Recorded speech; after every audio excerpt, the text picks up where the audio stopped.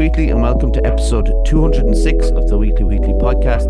Thank you very much for tuning in. Like you did last week when I chatted a bit about resolutions and how I don't really like them, but I like the idea of improvements. And maybe I'll ask a few people about that in the next few weeks, what their opinion of it is. But I think it's a better way to go about it. It's less disappointment, I suppose, and less kind of being hard on yourself. Support us on Buy Me a Coffee if you like. Link is in the description. Very excited this week. Our guest is a power slap athlete, and his name is Sean Kilmartin. How are you doing, Sean? Not too bad now. How are you, Derek? I'm very well. I was going to add in the infamous, but first of all, if you don't mind me asking, where did you decide to, or when did you decide to use that as your nickname? I was kind of met up a little bit before I went over to Vegas, and then when I was running it by everybody over there, they were absolutely loving it because there was a bit of a storyline to the whole power slap bit. So it's still to come out, so I can't really say too much about it. That's all right. It's I like it. You know what I mean? It's very memorable. I think that's the thing about it. Like, it's not something that you'll obviously forget. So there's a couple of questions we always ask at the start. If you wouldn't mind giving us a short history of your upbringing, please.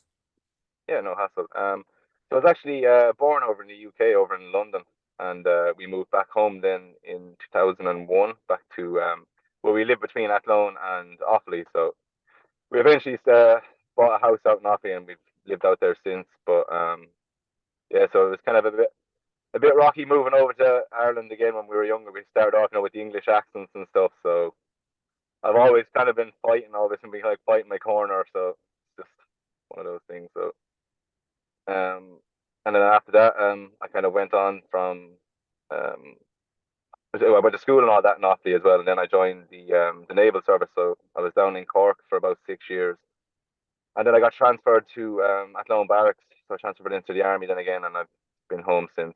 Been living back in Athlone since. It's funny because I came about you on Instagram. It was first where I saw you, and my boss and coach Martin Hickey used to be in the army in Athlone there, but he was following you. So I was kind of thinking, oh, this is a lad who's doing power slap. He's from Ireland, and didn't not thinking that you were from Athlone. And then it's kind of those things pop up on Facebook and stuff, and you see your mutual friends. You're like, oh, that he must be from in and around here. So yeah, it's one of those Yeah, things. in Fusion. I used to go in. I used to train in there a little bit with one of my buddies, Declan Cooper. We used to go in for a couple of sessions in there That was I before was we went.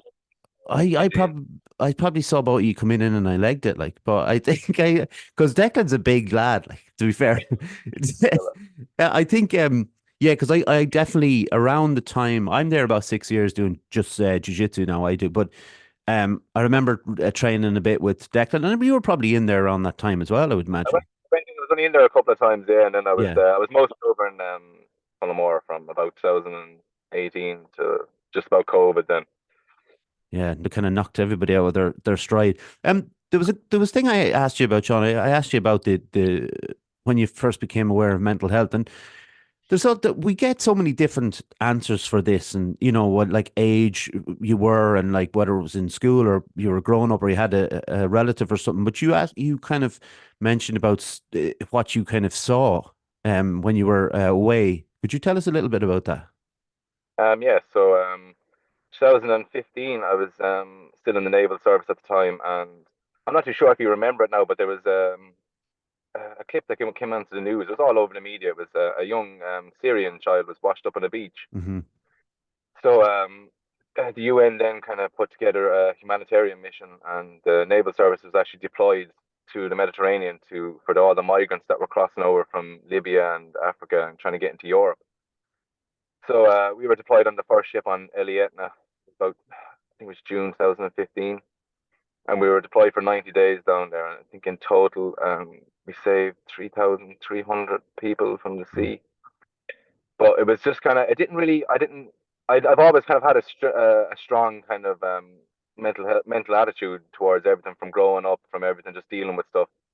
But it wasn't until about 2017 where I was actually out of the naval service and I was kind of in the army that I started to try to process it a little bit. I was just kind Hmm. of like piece together what I'd seen, and like we were pulling people out of the water. There was ships that capsized and people went down with ships, and there's actually an RT actually went out on one of the ships for to make a TV program. So it's called The Crossing. Mm. And so yeah, so fast forward until 2020, 2021. I'd never watched the program before. I'd lived it, been out there, done all that, and I put it on the program with my partner. And literally 5 minutes into it, I started feeling myself kind of like building up a little bit. I didn't realize what was going on, and all of a sudden I just had to jump up, and I went out to the bathroom, and I was starting to get sick, and I just started. And I was like, I went to the doctor and after, and they said I was after suffering a panic attack. Hmm. I've never experienced anything like it in my entire life, and then since that, now it's kind of just kind of haunted me. Like it's kind of one of those things. Like I've had dreams about it, like I've relived, and it's just like the most real kind of dreams you could have, like the most lucid kind of dreams. And I'd just be there, I'd be at the edge of the ship, and there'd be people thrashing in the water. You'd be trying on all this kind of stuff. So yeah, it was pretty much that kind of that shook me into the whole kind of aspect, because I've always kind of heard people saying they'd suffering, and Hmm. you don't really understand until you actually suffer yourself what people are actually feeling at the time, and everyone's kind of individual as well. So yeah, I think it's just from that basis where I kind of learned to try and process what I've been feeling, what I've been thinking, and I've seen counselors, I've had loads of stuff that I've tried to just try to process it, because they don't really let you process it when you're in the defense forces. It's kind of one Of of those course. things. If you suffer with any sort of mental health or any sort of anything really, it's kind of out the door kind of a thing. So yeah, so it's just pretty much since that now I've been just kind of trying to gather everything and try to basically just understand what happened as well, because we didn't really understand what we were going to see when we went down there. We didn't really understand what the mission was actually Yeah. entailing until day one. I think our um, the first kind of barge, or I don't know really if you call it a barge, it's a rib basically, a floatable boat. The first one we actually came across was about 2 o'clock in the morning. We were all woke up out of bed and pitch dark, and everyone had to take all their positions on the ship, and people had to get ready for the boats. Divers had to get ready to get onto the boats to go out as well. And we had actually gone out onto one of the boats, and we were floating around, and it's just yeah, it all started happening. And within that, it was just like boom, boom, boom. We were just getting from daylight. It was just the whole way through the first day, and it went on then for 90 days, just constant, just you'd look across the horizon, you could see Somalian pirates, you could see the ribs trying to get away from them. As soon as we take off, all the people, these things would be crammed with about 300 people, Mm. 300, 400 people. And the pirates then the Somalian pirates would be coming out, and we'd be sinking all the boats, but they'd be just recovering them, bringing them back to Libya, loading them up again, and horsing people out. Um, So we'd it's actually talked to a few of the people that were actually that we'd taken off the boats. We had to kind of like document where they were from, and we had a map of Africa, and within I think the first 4 days we had knocked off a person from every part of Africa. So they were coming from the whole way across. These lads were working for months just to pay for their tickets to try and get to Europe. So and you'd see them, they'd be wearing fully grown men wearing children's clothes to keep warm at night when they were on these boats, like little tiny jeans up to their knees, and they'd have about 4 pairs of them on. So we'd be taking them off the boats, and they'd be trying to like get all these clothes off them. And yeah, it was just kind of a lot to kind of think back now. yeah, like it's not something you can prepare for. It's the idea of being put into that situation, and like you said, because this is the Navy and stuff isn't the only place this happens, but it's the mental health side of things is pushed aside because you're supposed to be, tuned into the job and working and getting done and stuff like that.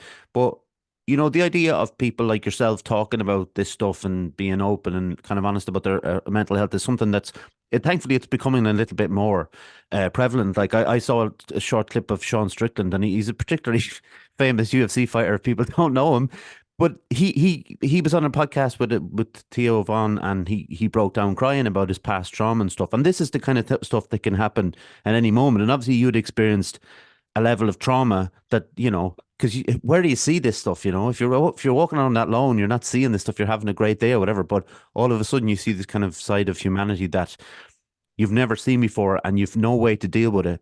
And then, like you said, like only you've had that, you have had your own experience. The other lads that are with you obviously will have their own too, but like the idea that it can just be triggered by that program, and then you have to deal with that. Not really, no, because I've had so many panic attacks, and it feels like you're having a heart attack. It's a horrendous experience.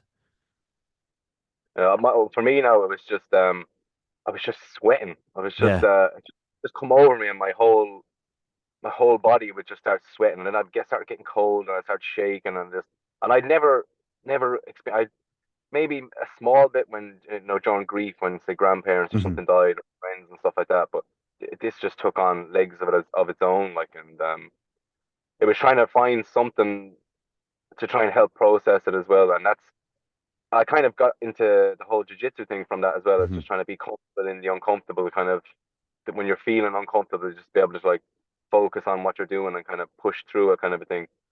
And I think it was that was a lot of it as well that kind of saved me during that time, where I think I could just put it to the back of my mind. I didn't really have to think about it anymore. And then as after COVID and stuff like that, I suffered an injury then as well, which stopped me after COVID actually going back training. So I've been kind of bouncing between gyms over in Taz and Lanzarote. I've been over there a good bit, so I trained a lot with those lads over there. But I haven't actually been back in SBG in Tullamore since 2020, or just one of the first days they opened back up Hmm. against that, because I was out. I broke my hand and I was out for about a year and a half.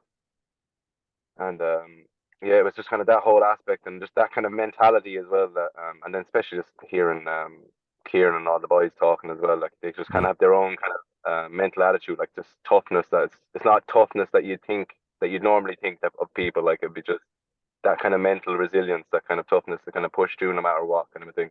Yeah, it's less bluff, like it's more, like a focus and the Because consistency you of, can't like this kind of mental health, when it hits you, you can't hide it. There's no yeah. hiding from it. It's there, it's real, it's you have to process it, otherwise you're just gonna implode on yourself. Yeah, yeah, I've done it. So, but like, tell us then, Sean, because some people will be listening to this, right? And they may not know what power slap is. So, if you wouldn't mind, can you just explain, like, maybe the format, and you don't have to go through all the rules. We might get into that a bit later, but just kind of how it works. Yeah, it's exactly what it is, really. If by the sound of you're hitting somebody a good old slap with all the power you have in behind you. But so the rules are basically just it's quite easy. So there's a few select fellas that can't follow rules in the organization at the moment, but we get to that. Yeah. Basically, keep your feet down, no pivoting, no turning in your hips, and just yeah, you're supposed to hit but from the tips of your fingers to say just if you corner piece your hand just from down there, so there's no palm and there's no, Hmm. you thumb, the hardest parts of your hand, kind of a thing. So it's just about that, and it's just basically the whole thing that I kind of like about it is it's just all luck. It's just all just Yeah. flip of a coin is what it comes down to. You're either gonna get it or you're not. Some boys like are afraid of it. Some like I was up. I had two fights now, but um the first one is up there now. Everyone everyone will be able to see. Um, but yeah, it's a new sport. There's a lot of internet trolling going on at the moment. Like I have about 1,000+ messages in my Instagram there I haven't even got to. I won't even go near them because you can kind of breeze down through them and see the kind of gist of what they're saying. So But like, is that like, is one of the big things of it? Because I've followed UFC for the last few years, and is a big thing of it going you think about yeah. if you remember back in the day where people were like, "Oh, this is barbaric. This is never go anywhere. It'll never be mainstream." Blah blah blah blah. Same kind of stuff. Yeah, but is it the idea of going viral? Is that a good thing? Like, the whole thing. The way you said you've got your thing is up there already and stuff like that, and the guy fouled, Mm. pointed out that he fouled. But like that whole thing about going viral, whether you've knocked someone out or you've been knocked out, whatever it is, it's a massive thing. It is, yeah. I've like there's so many doors after opening for me, and beforehand when you're kind of thinking what's gonna happen when before the show was aired and stuff, it's kind of racing through your mind. You're kind of like, oh God, what's gonna happen here? But yeah, it's been absolutely mad. I didn't believe I'd get as much opportunities as I have had been offered to me now. So like I have brand endorsements. Like there's organizations that are coming looking now for me to start jumping in. So, but I'm actually under contract now, so I'm gonna see this out. I want to have a few things to do with Power Snap first before I kind of leave. So not that I haven't got any plans to leave it, but Yeah. it's just so interesting. It's just and especially it's run by Dana White, and it's Mm. the whole experience of us going over there. So we were flown out to Vegas before all the rest of the lads obviously had come out. So I think we flew out on the 3rd of October, and we were treated like royalty. You know, we were had your own car collected you, brought to a nice big hotel, your own room, everything you wanted, no matter what you wanted, you just had to ask for it. It could be a pair of runners, it could be a fucking anything, you know, anything you wanted at all. And yeah, everybody was there. It was so cool, and yeah, we got to meet Dana White and all them as well. So it's just, you know, It's it kind of like, was, I mean, it's going places because I know the whole thing about the fact that Dana White got on board was a massive deal for the competition.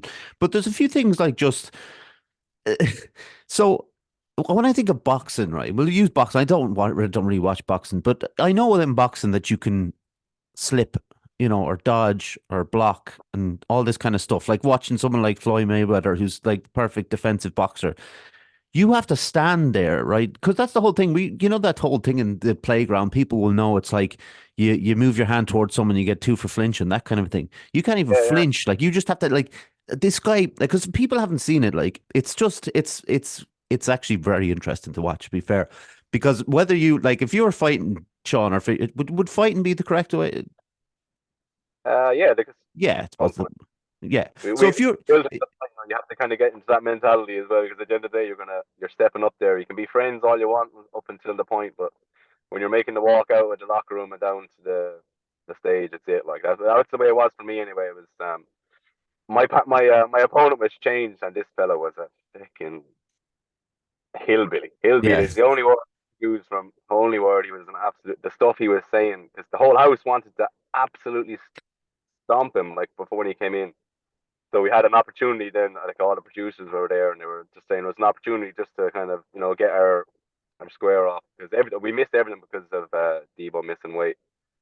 Um, but yeah, it's so interesting. It's just the way the way it can go, and yeah, I've it's seen. just But it's you've seen like when because I started maybe watching it about 6 months ago, maybe, and you see first of all you see the clips online where it's like 6 minutes of people getting knocked out, and there's obviously way more to it than that, but that's the kind of thing that people will be drawn to. But the precision and the idea that you can't flinch, and if you hit someone in the ear, it's a foul, and like it's far more technical than it seems. It's like a lot more to it. Yeah.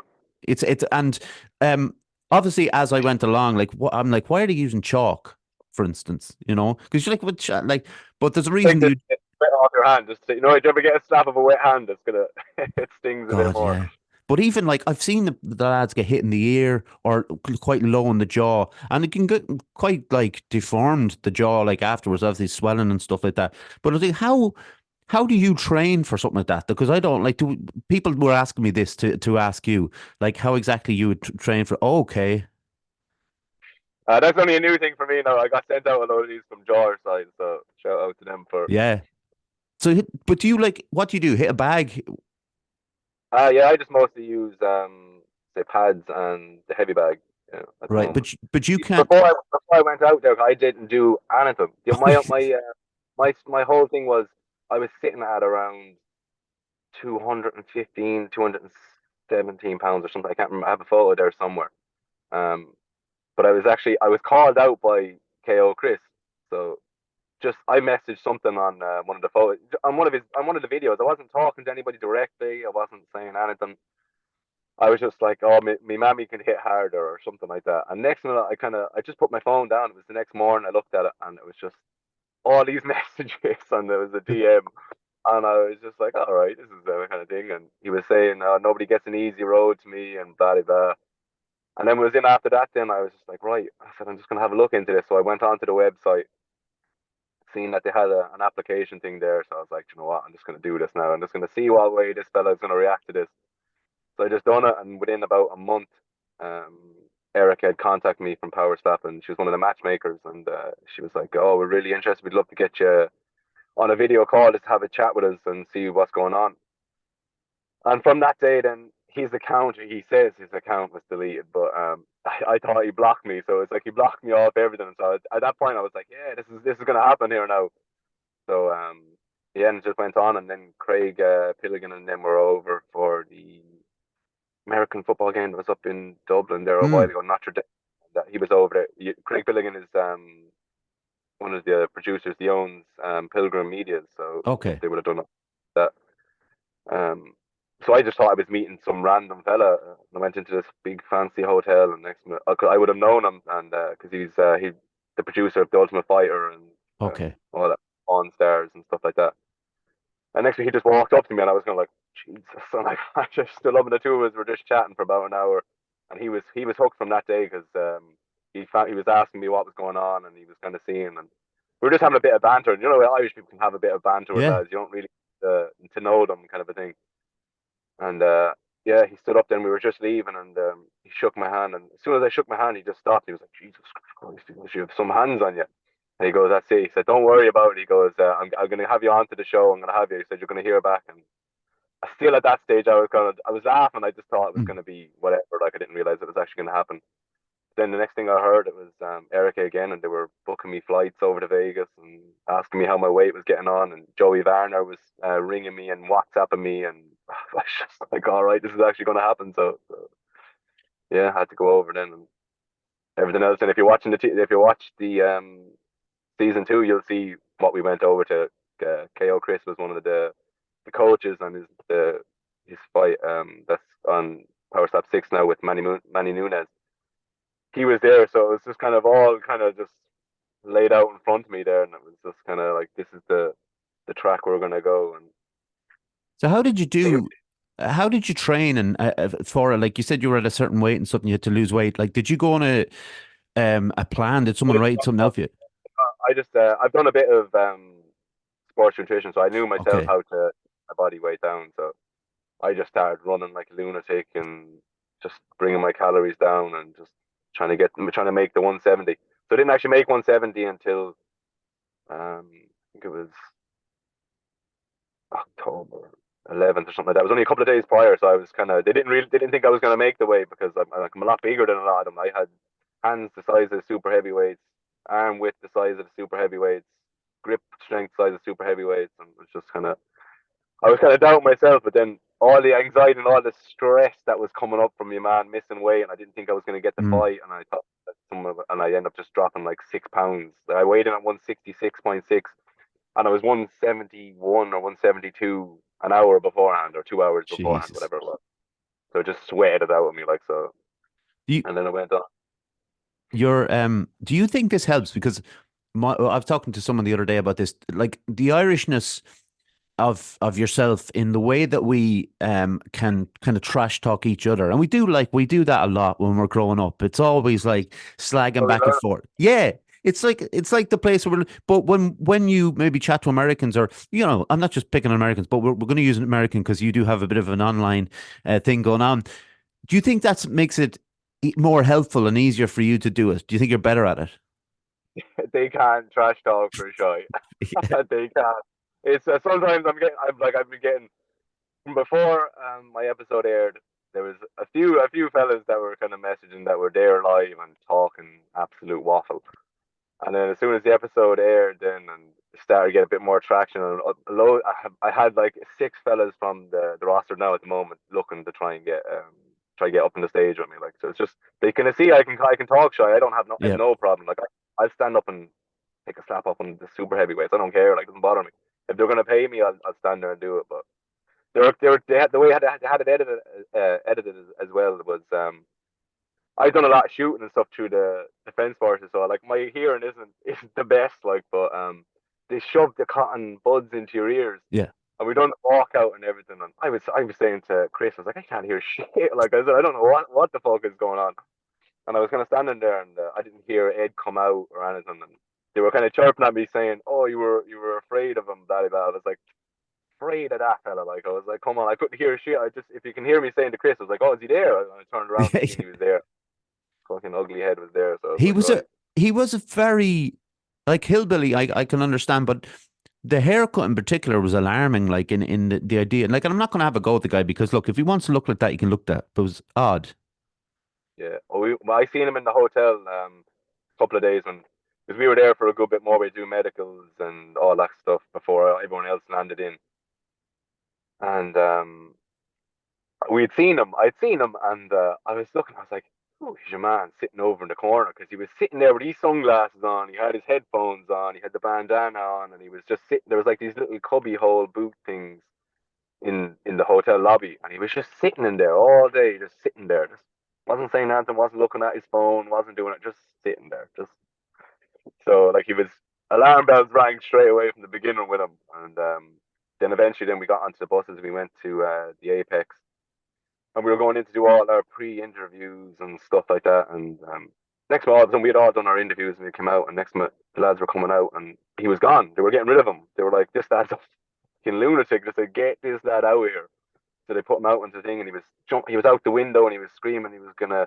I'm not gonna say on air what he was saying, but it wasn't. It was say that to an Irishman, especially like you're gonna get something. I'm gonna say something back to you. I'm not gonna let you say it.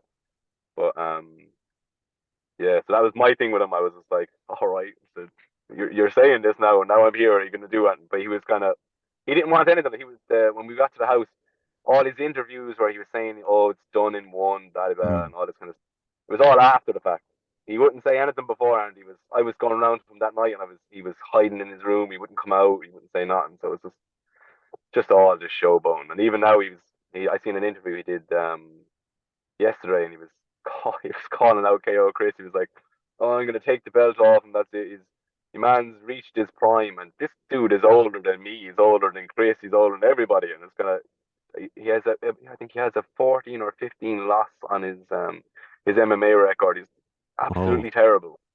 So like he's failed at everything. He said it himself. He's failed at absolutely everything, and he failed up on the stage as well because he teaches this stuff. Like mm. he carried on that it was an accident, but he was telling all the lads in the locker room beforehand what he was going to do. He was going to go out and he was just going to turn because he wanted to go home. Oh, So, really? yeah, he won't take the fight back with me. He won't have the rematch. He doesn't want to get hit. He's saying all this stuff online, but Yeah. hopefully this isn't it next episode. Yes. Oh, look, this is like the whole thing is fascinating to people. I think that we talk about the back and forth and stuff, and people enjoy that because it's like it adds a bit more drama. And we'll always pick our like if you're fighting, we're going to be up for you, the Irish connection and stuff. But say if it's two Americans going against each other, you're always going to pick one. It's just the way our minds work. Like, well, A little bit, yeah. And that's yeah, what he said to us as well on the day we met him when we picked all the teams and everything. Because I was shocked when the teams got picked because we were kind of shocked as well that Chris was there and this is the way they were going to do it. And it felt a lot like Ultimate Fire. It was kind of like everyone yeah, was kind of getting like, yeah, this is gonna be good.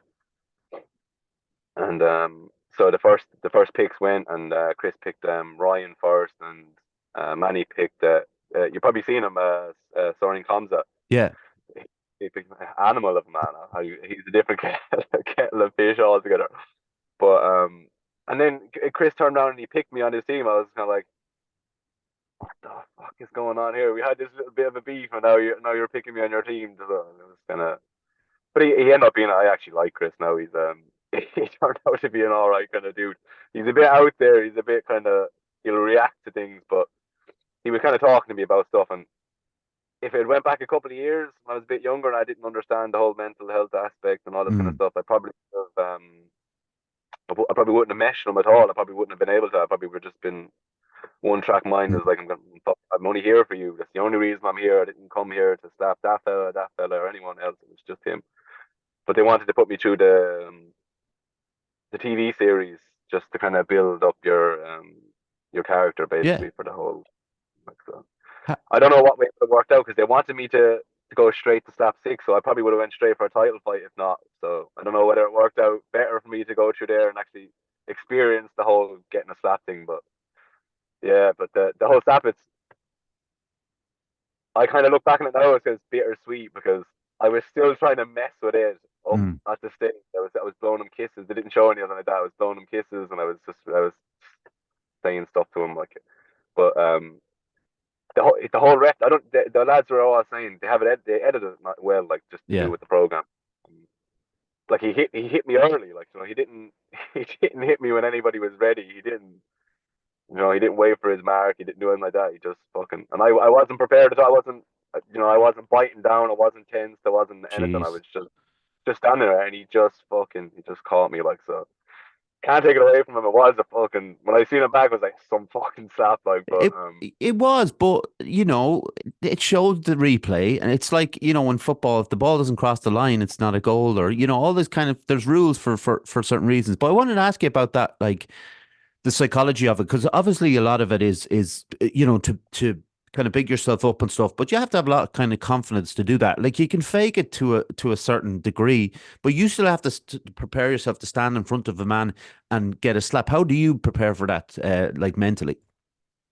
you could probably see it as I was walking out. I wasn't too aware of anybody else. I wasn't thinking about anything else. The only thing that was in my head was this lad had said all he had said. Now he's Mm. gonna have to fucking do it. Now he's gonna have to do it. So, and I was just trying to just get myself into that dog eat dog kind of Yeah. mentality.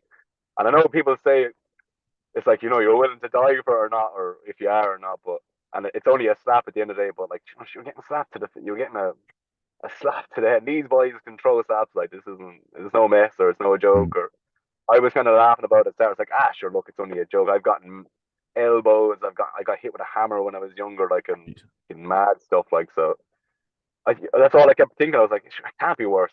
It's nothing worse than getting, like if you got caught with a shinge, your the side of your head, and you get the rattle, like and all that kind of stuff. I was like, nah, it couldn't be worse. Couldn't be worse. It was good. It Right. was good. Yeah. It, So I just can't wait to get back onto it. it's just the whole. I think I'm kind of more kind of attracted to the psychological side of it because I've all my life tried to avoid getting hit, and we all have, like, obviously. And when I signed up to the gym, I was like, there's no way I was doing kickboxing because I thought, right, if I go in there and I'm messing around with the pads and the bags, well, that's grand, they're not going to hit me back. But then you're going to spar and someone is, and I didn't want that. And jiu-jitsu was like the perfect, In idea. between. Yeah, in between. So you could do a bit of both, and it does certainly help with my anxiety and stuff like that because, like you said, you get away from it. But like, Yeah, can you get not away thinking from? about 5 minutes. Are you? Yeah, there's nothing like. But can you do that with what you're doing now? 100%. I was Okay. switched off. I wasn't thinking about anything. The only thing that was on my mind was it. That was it. Get out there, do it. I didn't like all the rest of the lads were kind of doing a bit of showy stuff. I didn't even look at Dana. I Mm. didn't look at Hunter. I didn't look at Frank. I looked at nobody. I was just like straight over to the podium, wait for this little fucking hillbilly to come out, and then get over there, take your slap, and absolutely take his head off. That's all that was going through my mind, and he knew it. He didn't want to get. He didn't want to get hit by me. He didn't want Yeah. it. Like so, I found out all that after the fact. I didn't know he deliberately did it. I didn't know that he didn't want to. He didn't want to get a slap back, and he wanted to fucking run off home with his paycheck. But Yeah, and like the whole Debo thing. Like I know you have your back and forth online, and to be fair to him, he seems like an alright lad. Like it's like so I think that's what I like about what you have going, because obviously I follow you and see it, because it's not like nasty or anything. It's just like two lads having a go at each other and having a bit of crack. some of them get nasty, but I wasn't. I'm just kind of just having a laugh with them. Like I'm there to make money. That's it. I'm not there to do anything else. I'm not there to start wars with these fellas. Mm. Other than Hambo now is going to get an absolute hiding the next time I see him. But other than that, because he's one of these that he's just since the whole fact. I don't. The only thing I don't like is it's maybe the way that they've kind of done it since. It's kind Mm. of Ed brought the fire. Ed did this and blah blah blah. It's kind Yeah. of like it's kind of, it is what it is. Like at the end of the day, it was a good slap. It does make for clips. It does like we Yeah. have. Geez, I think it's close to about 20 million views on the fight across all platforms at the moment. Like, but and that's just for getting sparked out. And now looking at Dana White's page and you see your face on it, it's a bit weird, like as well. So Yeah, that is particularly strange because obviously I've seen it, but I looked back at like a YouTube story, the kind of a minute or whatever, and you see it like, and it goes from you, and it's even weirder now to think that like you were training in the gym and all that, like, and all of a sudden you're over in Vegas and Dana White's like watching you, going up against someone, and it's just it must be pretty bizarre for yourself and for your family and stuff. yeah, it's a bit weird still here in Ireland because I've been stopped a few times in town here. I've been stopped in Dublin.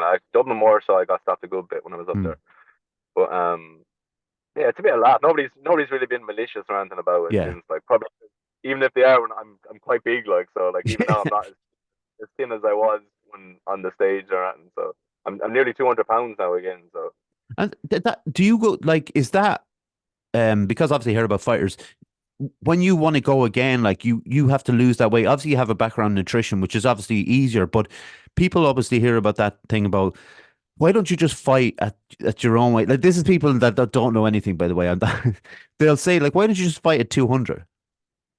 yeah, well, what the people don't understand is that the lads that are fighting at 200 aren't 200. They're cutting down to 200. They're doing the exact same thing I'm doing, except Yeah, and plus I'm going to move up. I'm not staying at 170. Not a chance. It's a lot. Like even if you watch the weigh-ins, like I was absolutely bollocks. Like I nearly dropped yeah, getting up onto the scales and everything. I felt all mad, but at the end of the day, I was like, I'm not pulling out of this because I knew Debo was he was fine 1 minute, and the next minute he wanted to fucking go. So I was kind of like, all right, Devo, you don't want it, lad. Just do whatever you're gonna do there. Because I seen him drinking water before he got up onto the scales, and I knew then, I you knew knew, he was yeah, gone. But then with Ed, I didn't see Ed make weight. I don't know if Ed made weight. I don't know. Didn't see it. The first I seen of him was in the PI after, and he was sitting down eating, and I was just kind of like, all right, this is the dude. So, and then the whole thing came back and went in then. um, But Debo is cool. Like me and Debo, we've talked a few times and yeah, just give each other an old phone call and just like because I thought at the start maybe he wouldn't get the humor. You know, he wouldn't yeah, think that I was being bad at him. Like, but because I was just chirping about not making weight. He was like, "Oh, I did make weight." I was like, "You didn't make weight. Like, you didn't fight. Like, so, you know what I'm saying? yeah. You didn't make." And yeah, it's just But it's going back and forth. why do you think why do you think it's becoming popular? Just from all the knockouts, like it's Really, yeah, yeah. But I kind of feel like they should be doing a bit more kind of showing the stuff that went on in the house. Like, sure, yeah, there was so much film. Like, we were there for we were there for so long, and like we're not seeing anything. We're not seeing some of the good parts, the funny parts, and stuff yeah. like that. Like, hopefully after they're gonna do that, but I'm not too sure what way they're gonna do it.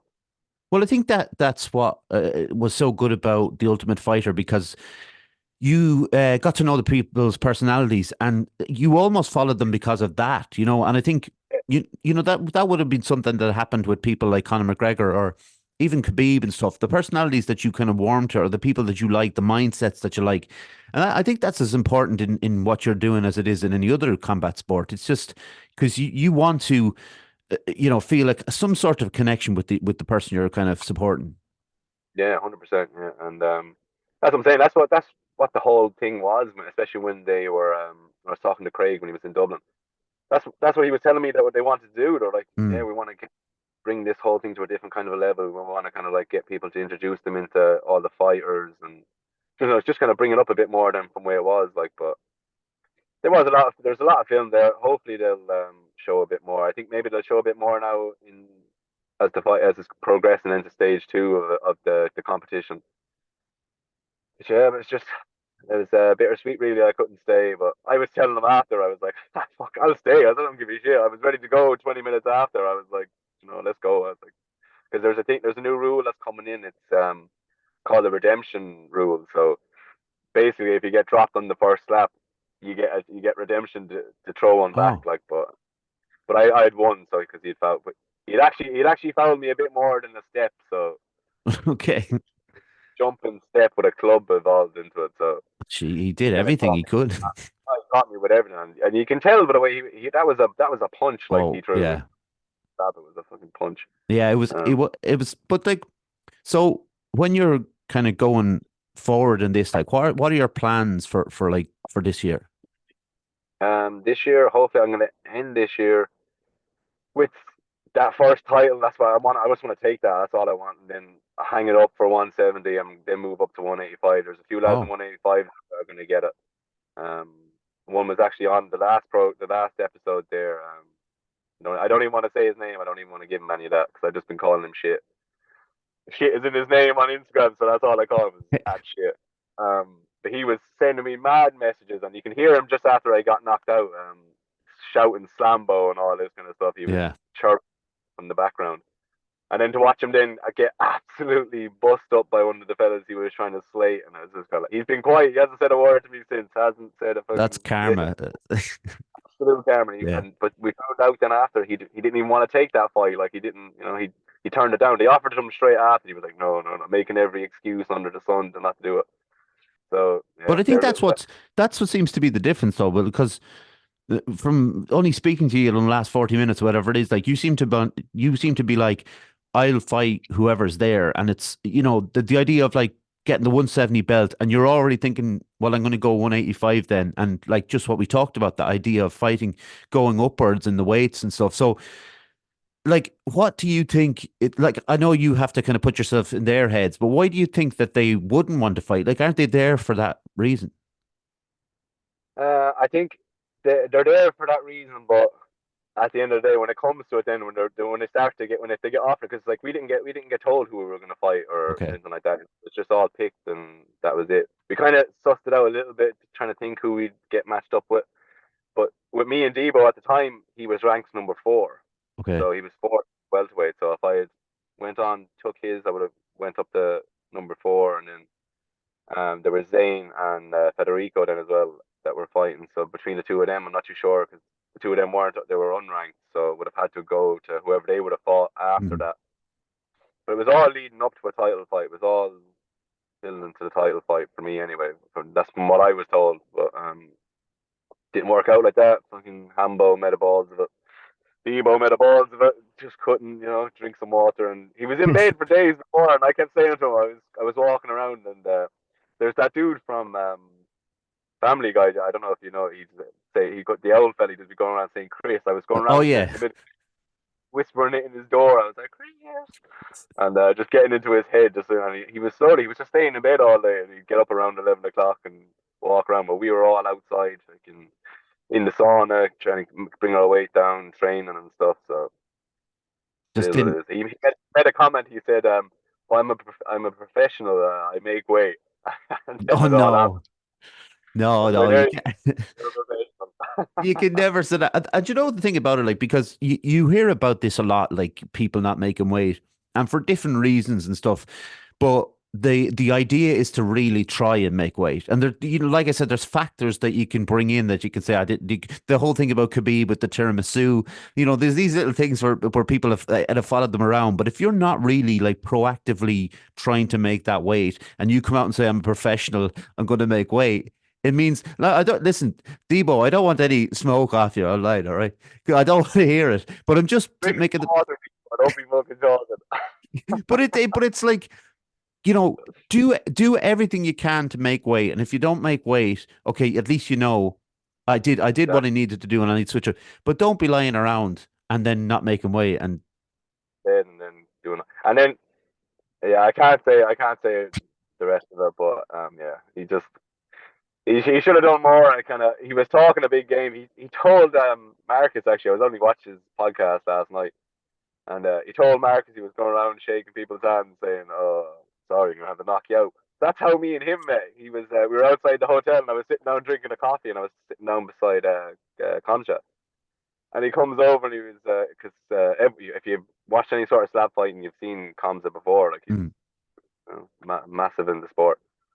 But he came over and he was like introducing himself, and he heard the Irish accent, and he was like, "Oh well," I just kind of at this stage I was kind of in the middle of cutting weight still, because I went over there and like we were being brought out for dinner every night, like three times a day, like, and I was eating salads, like yeah, absolutely getting cranky out, like, and I was sitting with all these big super heavyweights eating 6 steaks and spuds, everything, and he came over to me and he was like that, and I just stood up and I was just like, "Oh well," I shook his hand and said, "Sorry, buddy," and he was like, "Sorry," and I was like, "Yeah, sorry, but I'm just gonna fucking absolutely take your head off when we get into this house." And he started laughing, and then I heard him say on the podcast that that's what he was doing. I was like, "Come on, no, oh don't be silly." no, no, you can't do that, Debo.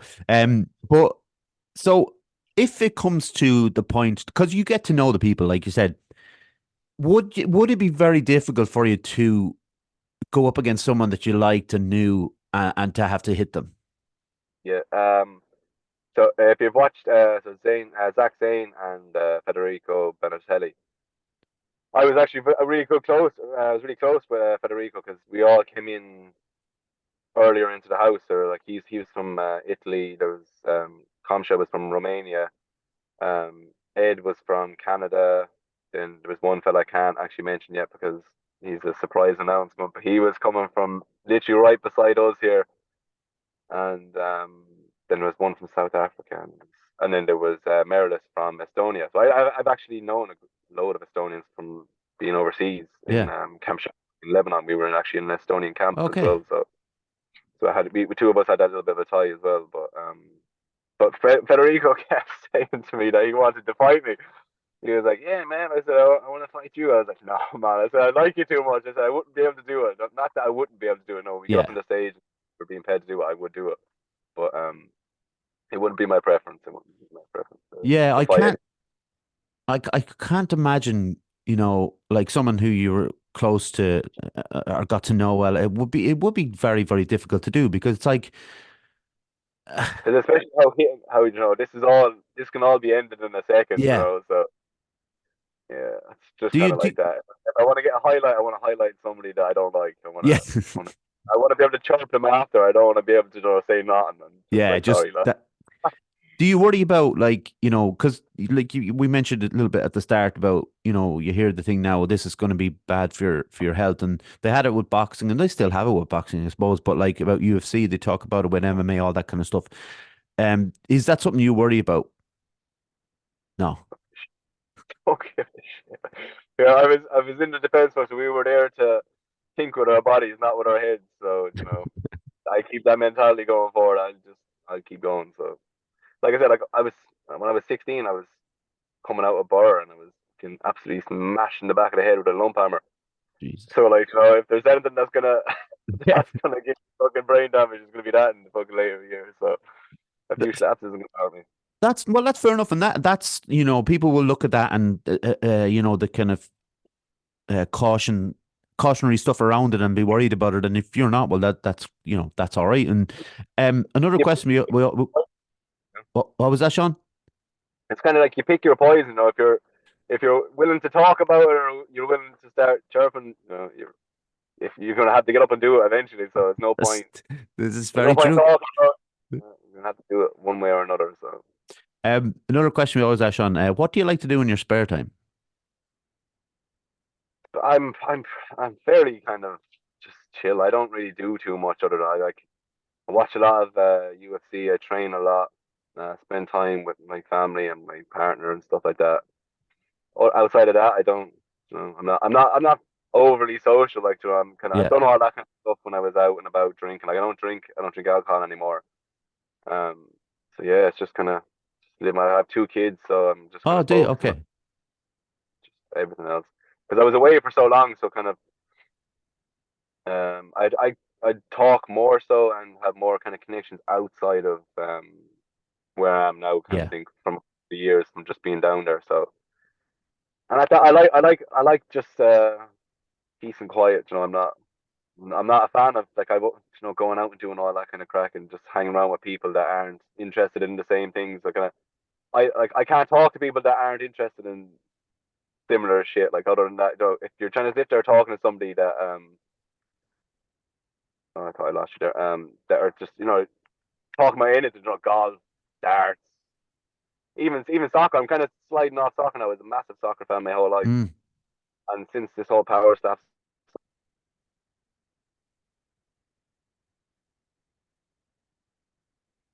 like And that- grinding my jaw, doing all my stuff now for my neck exercises and stuff like that. So it's just, I have stuff I want to do first before, and then maybe when I'm about 40 now, I might start settling back into the whole social aspect of life. Yeah, you won't, right? I promise because I'm 41, right? And I can tell you this now, I exactly the same kind of thinking as yourself. Whereas I don't go out and it's not my.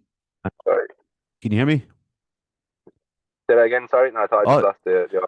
no, I just saying that so I'm like 41 now and I don't go out and I have the exact same thing of, you want to hang around with the people that are into the same stuff because it's just easier, it's less hassle, it's less tiring than, trying to explain all this kind of things. And this is my kind of socializing now where I come on and chat to interesting people to tell me stuff that I don't know or stuff that I want to know about.